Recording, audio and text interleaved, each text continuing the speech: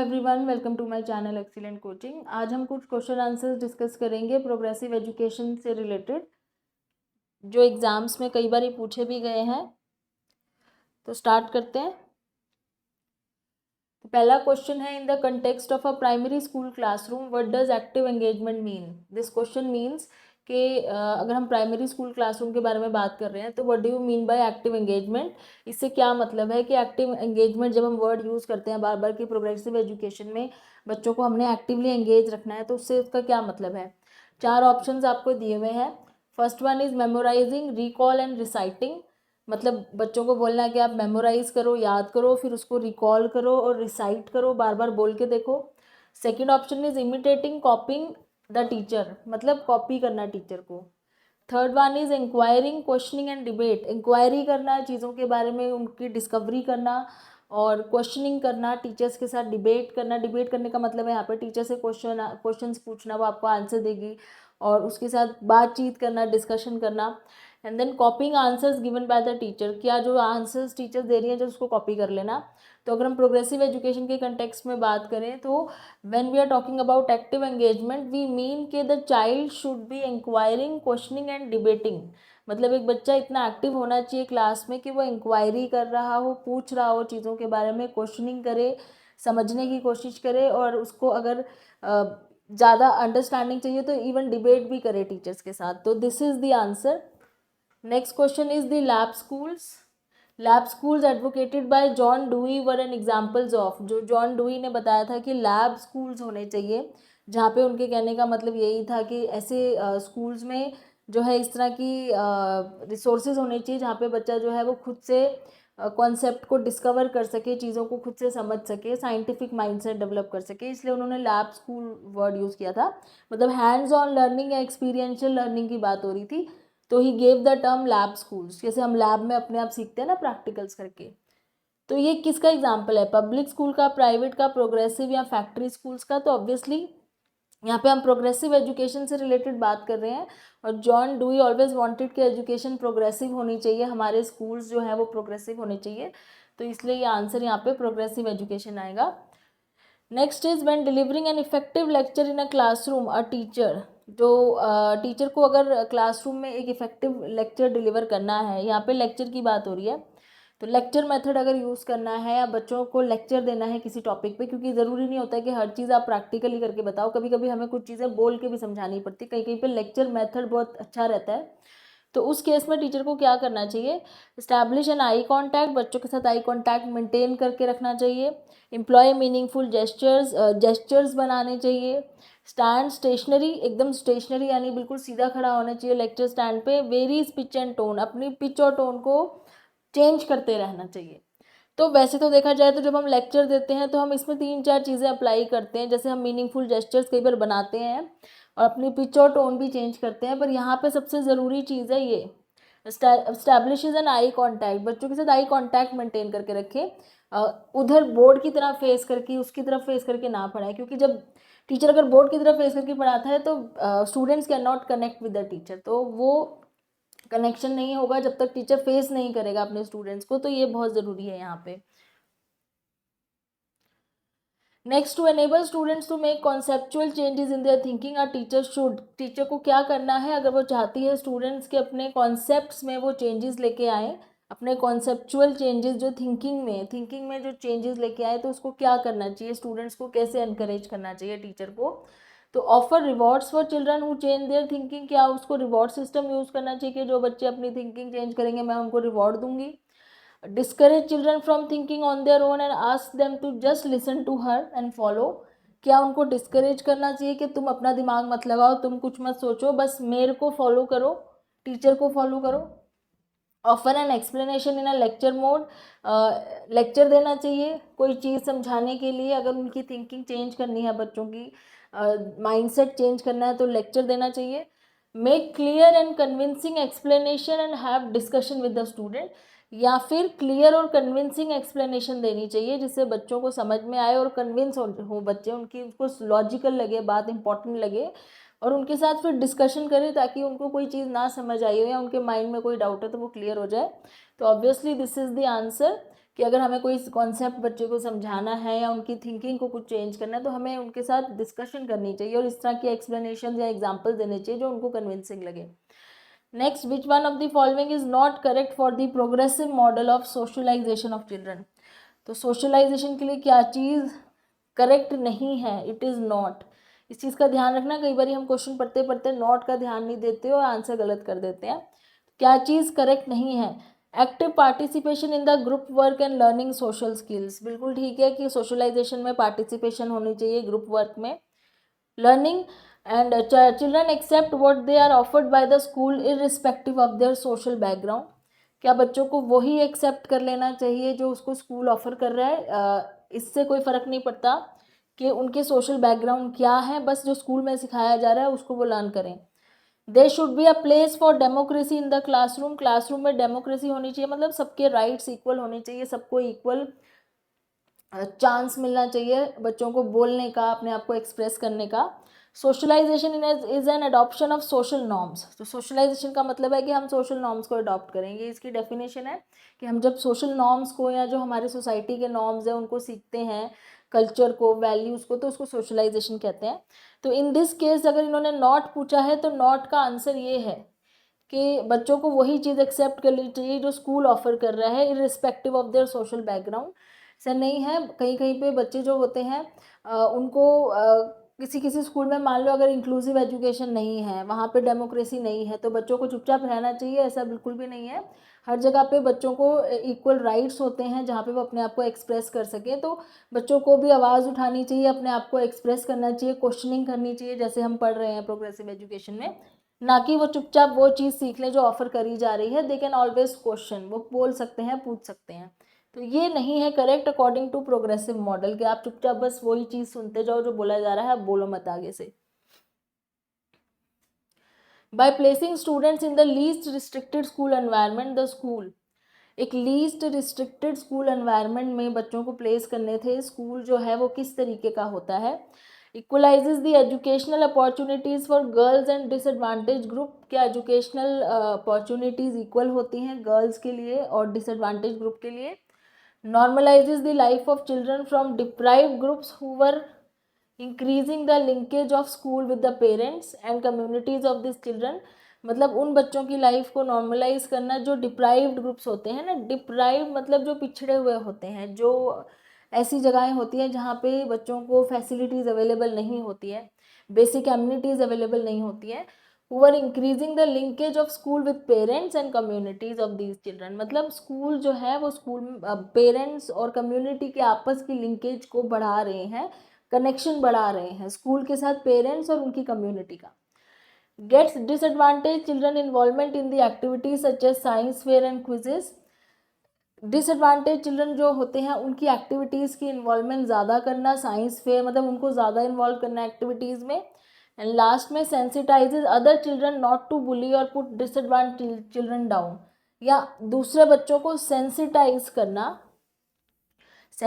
करना उनको ये चीज़ समझ में आना कि हमें उन बच्चों को बुली नहीं करना है जो उनसे कमज़ोर हैं या किसी तरीके से उनसे अलग हैं या डिसएडवांटेज ग्रुप के हैं। तो अगर हम लीस्ट रिस्ट्रिक्टेड स्कूल एनवायरनमेंट की बात करें तो उसमें किस चीज़ को ज़्यादा फोकस किया जाता है? तो यहाँ पे अगर हम देखें 3-4 पॉइंट्स दिए हुए हैं जो सारे ही हमें ये बता रहे हैं कि बच्चों को इक्वल अपॉर्चुनिटी देने की बात हो रही है, गर्ल्स को, डिसएडवांटेज ग्रुप को या पेरेंट्स को इन्वॉल्व करने की बात हो रही है। ये सारी चीज़ें तो एक्शन बेस्ड जो है वो ठीक है, पर बेसिकली जो हमारा जो पर्पस होता है लीस्ट रिस्ट्रिक्टिव स्कूल का वो ये होता है कि हम दूसरे लोगों को या दूसरे बच्चों को सेंसिटाइज करें कि वो किसी को बुली नहीं कर सकते या किसी को नीचा नहीं दिखा सकते जो उनसे उनके जैसा नहीं है या उनसे अलग है। तो this is the main focus of the least restricted school. Now progressive education is associated with which of the following statement. इसमें से कौन सी स्टेटमेंट है जिससे प्रोग्रेसिव एजुकेशन रिलेटेड है? Teachers are the originators of the information and authority. क्या teachers ही originator है इंफॉर्मेशन के और अथॉरिटी फिगर है? Knowledge is generated through direct experience and collaboration. Knowledge direct experience और कोलैबोरेशन से आती है। Learning proceeds in a straight way with factual gathering and skill mastery. जो लर्निंग है वो सीधे तरीके से प्रोसीड करती है ऐसे करके, अगर उसका ग्राफ बनाए तो तो जैसे जैसे लर्निंग होती जाएगी, हम फैक्चुअल ग्रोथ, हमारी फैक्चुअल गैदरिंग होगी, हम फैक्ट सीखते जाएंगे और हम मास्टर बनते जाएंगे. And examination is a norm, reference and external. Every child is unique and special individual. तो जो एग्ज़ाम होता है वो एक तरीके से नॉर्म रेफरेंस है, मतलब नॉर्मल जो सबके लिए लिया जाता है, एक नॉर्मल चीज़ है.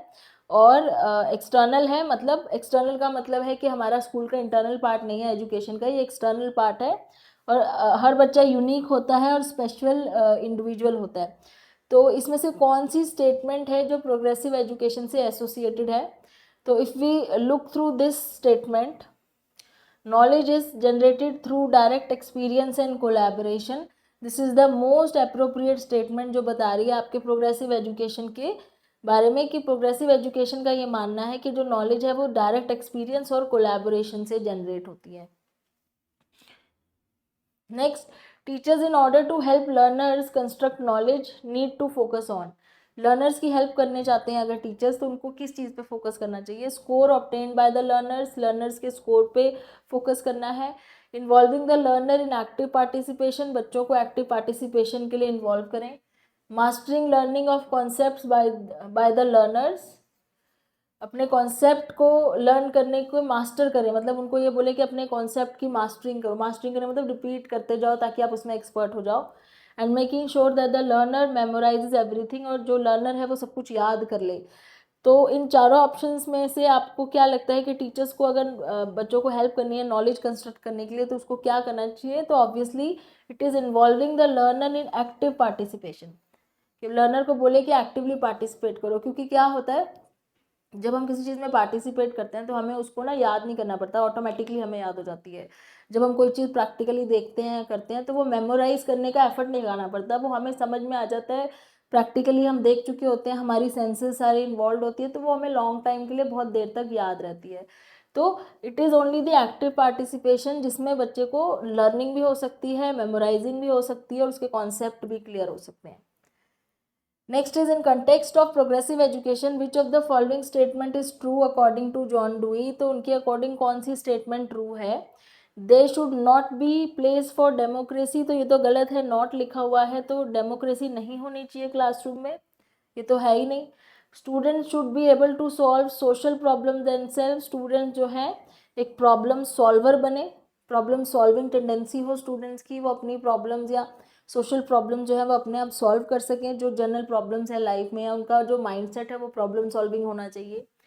Curiosity does not belong to the inherent nature of the student, rather it is to be cultivated, कि बच्चों के अंदर कोई क्यूरियोसिटी नहीं होती है.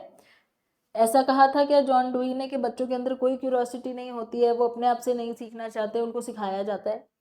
या student should B observed and not heard, मतलब बच्चों को सुनना देखना चाहिए, सिर्फ उनको सुनने की ज़रूरत नहीं है.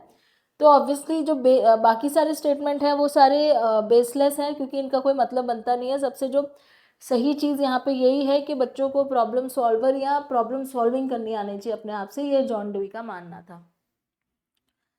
Next is, which of the following is not the benefit of integrating student centred learning into the curriculum? अब यहाँ पे अगेन नॉट इज हाईलाइटेड कि नॉट स्टूडेंट सेंटर्ड करिकुलम का क्या बेनिफिट नहीं है, हमें नेगेटिव स्टेटमेंट ढूंढनी है. तो स्ट्रेंथन स्टूडेंट मोटिवेशन, ऑब्वियसली अगर स्टूडेंट सेंटर्ड करिकुलम है, स्टूडेंट सेंटर्ड करिकुलम मतलब जो स्टूडेंट्स को देखते हुए करिकुलम बनाया गया है, जो उनकी कैपेबिलिटीज़ और उनकी यूनिकनेस को देखते हुए, तो क्या वो उनको मोटिवेट करेगा? हाँ, ऑब्वियसली करेगा. प्रमोट्स पीयर कम्युनिकेशन, आपस में उनकी कम्युनिकेशन को प्रमोट करेगा. यस.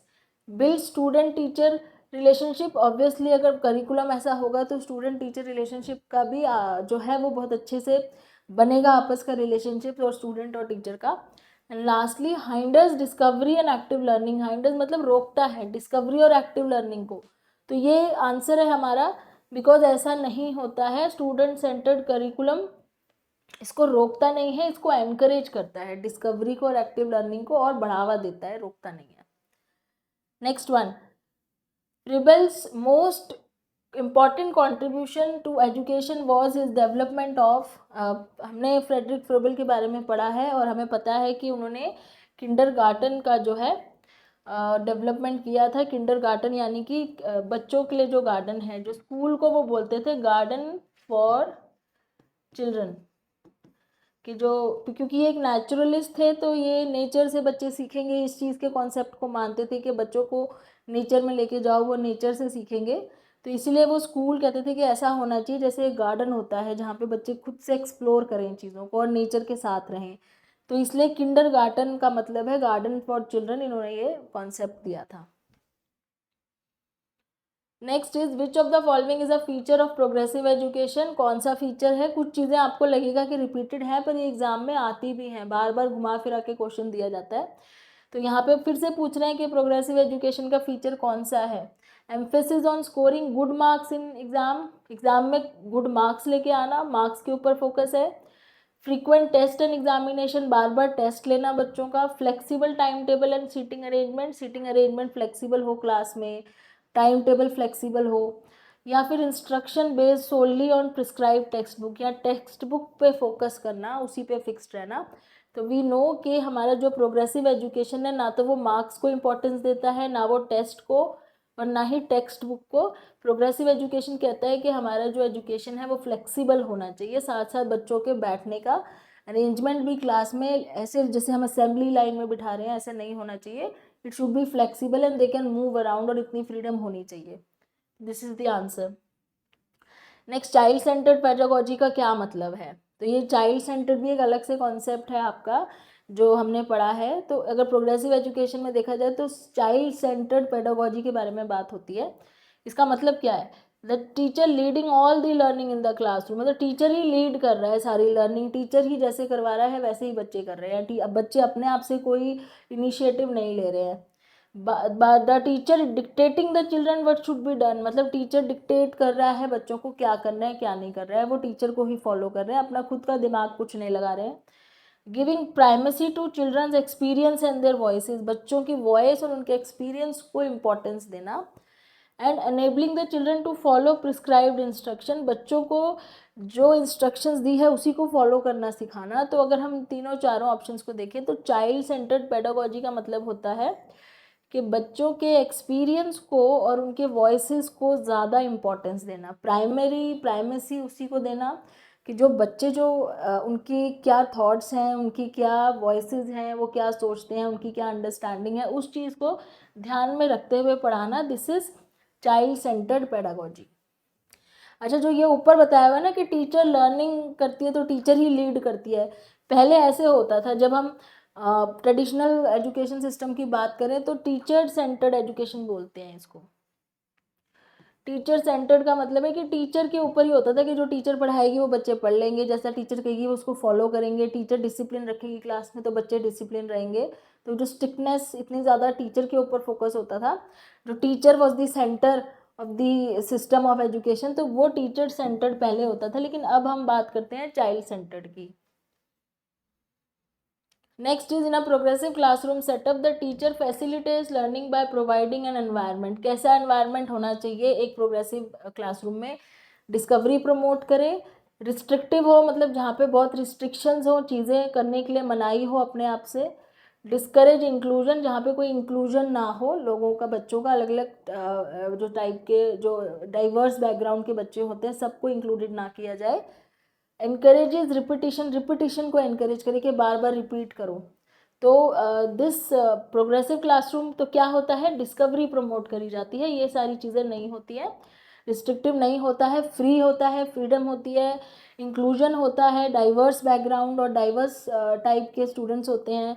रिपीटिशन को डिस्करेज किया जाता है, रिपीटिशन नहीं करनी, एक्टिविटी करनी है, तो इसमें डिस्कवरी को प्रमोट किया जाता है। Next is having a diverse classroom. Diverse मतलब वही हो गया कि इंक्लूसिव क्लासरूम है जहाँ पे आपके हर डाइवर्स यानी कि अलग अलग वेराइटी ऑफ पीपल एक साथ पढ़ रहे हैं, बच्चे जो अलग अलग बैकग्राउंड के हैं, अलग अलग आईक्यू लेवल के हैं और अलग अलग कल्चर के हैं, वो सारे एक साथ एक जगह पे पढ़ते हैं। That is inclusive education.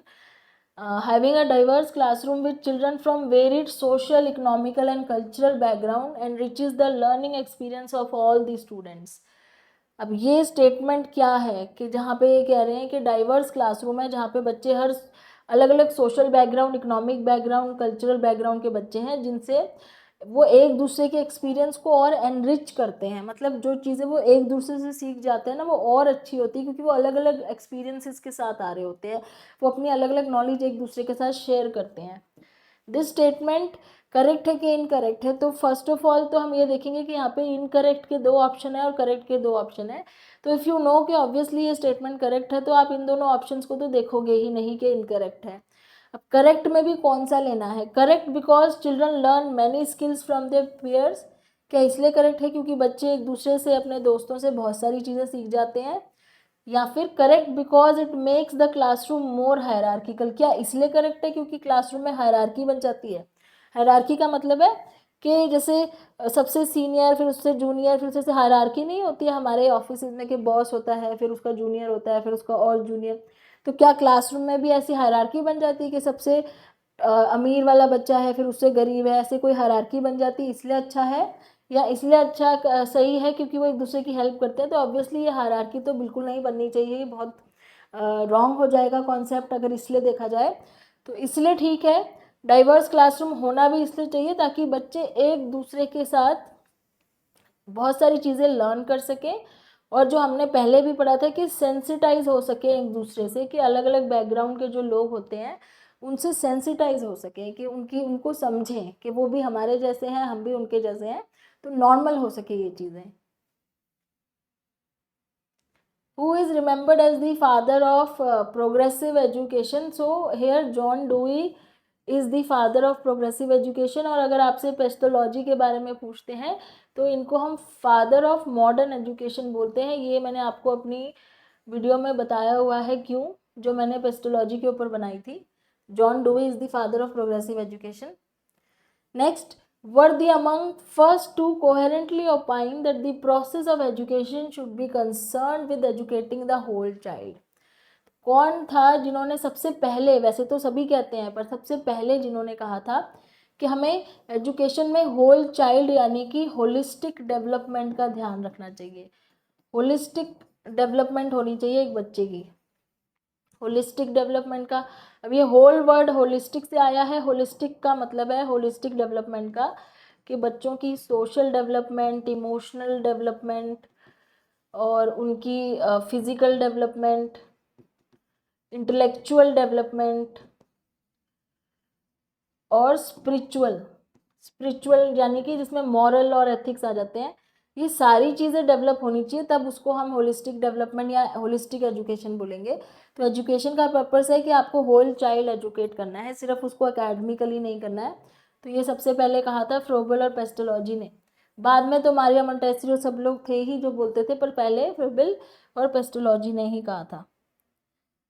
Next है, Rousseau's principal contribution to education was the novel 1762 novel. तो ये ध्यान रखना है, एमील करके ही जो है नाम है नॉवल का जो रूसो ने लिखा था, जहाँ पे एमील वॉज अ बॉय, जिसमें रूसो ने इस बच्चे का चाइल्ड डेवलपमेंट स्टेजेस को दिखाते हुए,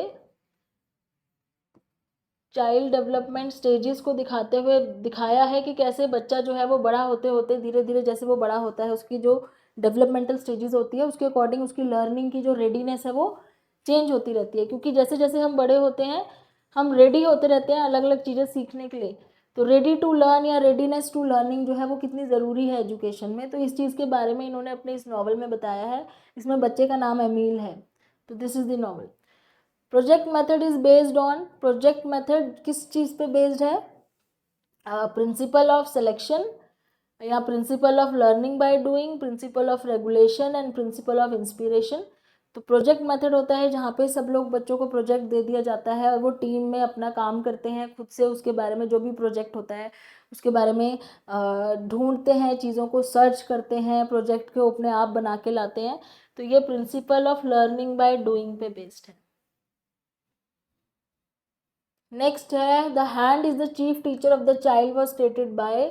तो ये जो कहा था ये मारिया मोंटेसरी ने बोला था कि जो हैंड है वो एक सबसे इम्पॉर्टेंट टीचर है बच्चे का। अब हैंड का मतलब यहाँ पे ये क्या बोल रहे हैं? हैंड का मतलब है hands on learning, which means practical या एक्सपीरियंशियल लर्निंग जिसको बोलते हैं, प्रैक्टिकल या एक्सपीरियंशियल।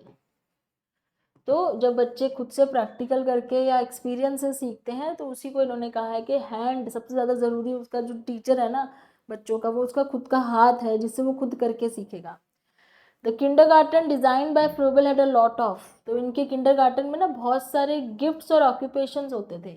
ये हमने अपनी वीडियो में पढ़ा भी हुआ है, जो हमने इसके ऊपर वीडियो भी पढ़ी थी कि बुक्स के ऊपर तो वो ज़्यादा फोकस नहीं करते थे, प्लांट्स एनिमल्स भी नहीं थे उनके वहाँ पे, सॉन्ग्स और डांसेस ये सब चीज़ें करवाते थे, बट बेसिकली ये कैसे करवाते थे, थ्रू गिफ्ट्स एंड ऑक्यूपेशन।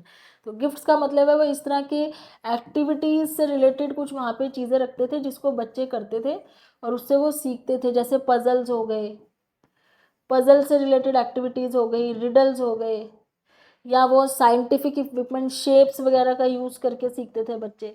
तो इस तरह के गिफ्ट्स और ऑक्यूपेशन में क्या क्या होता था, जैसे गार्डनिंग होती थी ऑक्यूपेशन में, ताकि बच्चे जो है नेचर के बारे में सीखें, उसको अप्रिशिएट करें। कुकिंग होती थी उनके एक्टिविटी में। तो इस तरह की जो चीज़ें हैं वो अपने स्कूल में, जिसको वो किंडरगार्टन बोलते थे, वहाँ पे वो रखते थे ताकि बच्चों को वो प्रैक्टिकली चीज़ें सिखा सकें। कलरिंग वगैरह भी होती थी, जैसे टाई एंड डाई है, बच्चों को कैसे कलर करना है, वो सब बहुत सारे ऑक्यूपेशन छोटे छोटे उनको करवाते थे। और गिफ्ट्स का मतलब है इस तरह के रिसोर्सेज देना। नेक्स्ट है lower class, at lower classes play way method of teaching is based on. Lower classes का मतलब है छोटे बच्चों की जो क्लास होती है, यहाँ पे लोअर क्लासेस का जो कहने का मतलब है वो प्राइमरी क्लास है, कि जो प्ले वे मेथड है टीचिंग का वो किस पे बेस्ड है। तो फिजिकल एजुकेशन प्रोग्राम में आता है नहीं, क्योंकि ये प्राइमरी स्कूल की बात हो रही है। Principles of methods of teaching है, psychological principle of development and growth पे बेस्ड है, या सोशोलॉजिकल प्रिंसिपल पे। प्ले वे मेथड मतलब बच्चे खेल से सीखेंगे, प्ले वे मतलब खेल से सीखना। तो छोटे बच्चे होते हैं जिनको माना जाता है कि सबसे अच्छा तरीका है उनको खेल से सिखाना। वो चीज़ों को खेल खेल में ज़्यादा जल्दी सीख जाते हैं, बिकॉज वो उस स्टेज पे होते हैं जहाँ पे उनको वही चीज़ सबसे इंपॉर्टेंट होती है उनके लिए, प्ले। मतलब एक लर्निंग का सबसे बेस्ट तरीका उस टाइम प्ले होता है। तो this is based on the psychological principle of growth and development. जब हम ग्रोथ एंड डेवलपमेंट के प्रिंसिपल्स पढ़ते हैं तब हमें समझ में आता है कि उस टाइम पे बच्चों के लिए प्ले जो है ना एक लर्निंग एक्टिविटी की तरह होता है। जब वो बच्चे खेलते हैं ना तो उनसे उनकी आई हैंड कोऑर्डिनेशन करना सीखते हैं, वो अपनी मोटर मसल्स को कैसे यूज़ करना है, कोऑर्डिनेट करना है, वो सारा सीखते हैं। तो ये हम इसमें जब हम ग्रोथ एंड डेवलपमेंट के बारे में पढ़ते हैं तो ये सारी चीज़ें वहाँ बताई जाती हैं कि किस स्टेज में क्या चीज़ बच्चों के लिए ज़रूरी होती है, इसलिए प्ले वे मेथड से उन्हें सिखाया जाता है। विच of the following supports learning in the classroom. Classroom में कौन सी चीज़ सबसे ज़्यादा लर्निंग सपोर्ट करती है। Increasing the number of test to motivate the children, क्या बार बार टेस्ट लेने से बच्चे जल्दी सीखते हैं। Supporting the autonomy of children bye the teacher, बच्चों को ऑटोनॉमी देना। ऑटोनॉमी मतलब बच्चों को फ्रीडम देना, खुद से इनिशिएट करने का, चीज़ों को सीखने का, इनोवेट करने का, खुद से डिसीजन लेने का पावर देना, अपने आप से कोई चीज़ डिसाइड करने का या खुद करने का। मतलब उनको सिर्फ डिपेंड नहीं रखना, इंडिपेंडेंट छोड़ना। Sticking to one method of teaching and maintain uniformity, मतलब एक ही तरीके से पढ़ाएं ताकि यूनिफॉर्मिटी बनी रहे। या increasing the time interval of period between, from 40 to 50 के पीरियड के बीच का टाइम इंटरवल 40 से 50 कर दें। तो लर्निंग किससे सपोर्ट होगी, ऑब्वियसली जब हम बच्चों को ऑटोनॉमी देंगे कि वो खुद से अपने लिए जो है वहाँ पे लर्निंग कर सके, खुद डिसाइड कर सके कि कैसे लर्न करना चाहता है, किस तरीके से चाहता है, तो अपने एक्सप्रेस कर सके, अपने एक्सप्रेशंस को एक्सप्रेस करने की फ्रीडम हो, then it will support the learning. What is your opinion in the reforms of present education system. आजकल के एजुकेशन सिस्टम को अगर हम रिफॉर्म करना चाहते हैं, इम्प्रूव करना चाहते हैं, बेटर करना चाहते हैं, तो आपकी ओपिनियन क्या है। आगे क्वेश्चन है, दिस क्वेश्चन इंड्यूसेस, अगर इस तरह का क्वेश्चन आपसे कोई पूछे तो कौन सी टाइप की थिंकिंग आप करोगे। कन्वर्जेंट करोगे, डाइवर्जेंट करोगे, लॉजिकल या नेगेटिव थिंकिंग करोगे। तो सबसे पहले नेगेटिव थिंकिंग को तो हम हटा ही देते हैं, ये तो ऑप्शन बनता ही नहीं है। फिर है कन्वर्जेंट, डाइवर्जेंट और लॉजिकल। तो देखो लॉजिकल थिंकिंग तो वहाँ होती है जहाँ पे हमें एक पर्टिकुलर स्टेप बाय स्टेप कोई मेथड फॉलो करना होता है, जैसे मैथ्स में होती है, साइंस में होती है, जब हमें पता है कि स्टेप्स फॉलो करेंगे तो हमारा आंसर आएगा। तो यहाँ पे हम कोई स्टेप तो फॉलो कर नहीं रहे हैं, ये हमें बोल रहे हैं आप अपनी ओपिनियन बताओ, तो दिस इज अगेन रॉन्ग। अब आता है डाइवर्जेंट और कन्वर्जेंट। तो कन्वर्जेंट और डाइवर्जेंट में क्या फ़र्क होता है। कन्वर्जेंट का आप डायग्राम हमेशा ऐसे याद रखो कि कोई चीज़ कन्वर्ज कर रही है, मतलब आपको पता है कि उस प्रॉब्लम का एक ही सॉल्यूशन है, तो आप अलग अलग तरीके से वो इससे एक सॉल्यूशन को ढूंढ रहे हो। डाइवर्जेंट का डायग्राम ऐसे होता है कि एक प्रॉब्लम है, उसके कई सारे सॉल्यूशन हो सकते हैं, एक नहीं कई सारे सॉल्यूशन हो सकते हैं। तो आपसे ओपिनियन मांगी है कि हम एजुकेशन सिस्टम में क्या क्या चीज़ें बदल सकते हैं, तो आप उसमें बहुत सारी चीज़ें बता सकते हो, आप अपने बहुत सारे ओपिनियंस रख सकते हो, आप एजुकेशन सिस्टम को बेटर बनाने के कई तरीके बता सकते हो। तो ये एक तरह की डाइवर्जेंट थिंकिंग है, it is not convergent thinking. Next, at lower, अच्छा दिस अगेन हैज़ रिपीट, तो दिस स्लाइड दोबारा रिपीट हो गई है। I think we have finished with our, this is the last slide. We have finished with the question answers of progressive education. I hope you have understood कि किस तरह से questions आते हैं, और एक ही कॉन्सेप्ट है, पर उसमें से कई अलग अलग टाइप के क्वेश्चन निकाल के ये चेक करा जाता है कि आपकी जो माइंडसेट है, कि आपको प्रोग्रेसिव एजुकेशन के लिए बिल्ड हो चुका है या नहीं हो चुका। तो बेसिकली आपके माइंडसेट की टेस्टिंग हो रही है इस क्वेश्चन के थ्रू। तो इसलिए आप अब जब भी क्वेश्चन आंसर करें तो उस प्रोग्रेसिव माइंडसेट से ही आंसर ढूंढें जो एक फ्यूचर प्रोग्रेसिव एजुकेशन में ये एक्सपेक्ट कर रहे हैं टीचर्स के साथ। तो आगे हम करेंगे और टॉपिक्स इसके बाद। आपको वीडियो अच्छी लगे तो please like share and subscribe, and thanks for watching.